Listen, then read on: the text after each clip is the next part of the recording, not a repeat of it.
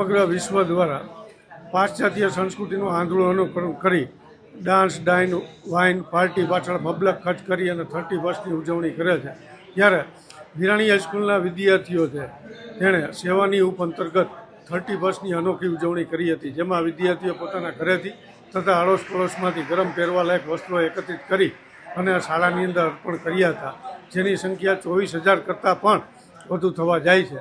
એકત્રિત થયેલા વસ્ત્રો છે તે RSSની મદદથી રાજકોટ શહેરની વિવિધ ઝૂંપડપટ્ટી તથા કચ્છમાં મીઠાના અગરિયા સુધી છે તેનું વિતરણ છે કરવામાં આવશે. આ ઉપરાંત કોમર્સના વિદ્યાર્થીઓ પોતાની પોકેટ મનીમાંથી દિવ્યાંગજનો માટે રાશન કીટ ખરીદી અને દિવ્યાંગજનોને આજના દિવસે રાશન કીટ અર્પણ કરી અને 31ની અનોખી ઉજવણી કરી હતી. તેમજ વિદ્યાર્થીઓ છે તે 31 આજના દિવસે 31 ડિસેમ્બરના દિવસે તેઓ પોતાના કુટુંબમાં કે અડોશ પડોશમાં ક્યાંય માઠો પ્રસંગ બને તો ચક્ષુદાન છે તે અવશ્ય કરાવશે, તેના સંકલ્પ છે તે લઈ અને 31ની ઉજવણી કરી હતી. હું ધોરણ 11D કોમર્સમાં અભ્યાસ કરું છું. મારી શાળાનું નામ CSV વિરાણી હાઈસ્કૂલ છે. છેલ્લા 12 વર્ષથી અમારી શાળામાં 31 ડિસેમ્બરના રોજ આ વસ્ત્રદાનનું આયોજન કરવામાં આવે છે.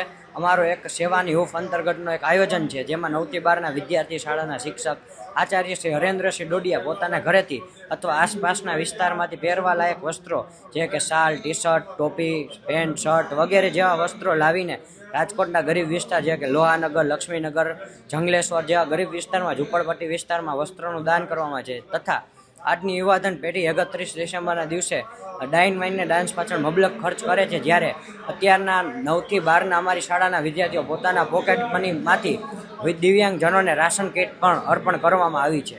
લગભગ 9 થી 12ના 300 થી 400 વિદ્યાર્થીઓ ભેગા મળીને આ વસ્ત્રદાન કરવામાં આવે છે અને આ વર્ષે લગભગ 24,000 કરતાં પણ વધુ વસ્ત્રો એકઠા કર્યા છે. તથા 11 વાગે અમારી શાળાના વિદ્યાર્થીઓ, સર, ટીચરો બધા જેટલા વસ્ત્રો લાવ્યા છે તે બધા ઝૂંપડપટ્ટી વિસ્તારમાં જઈને આ વસ્ત્રો અર્પણ કરવામાં આવશે.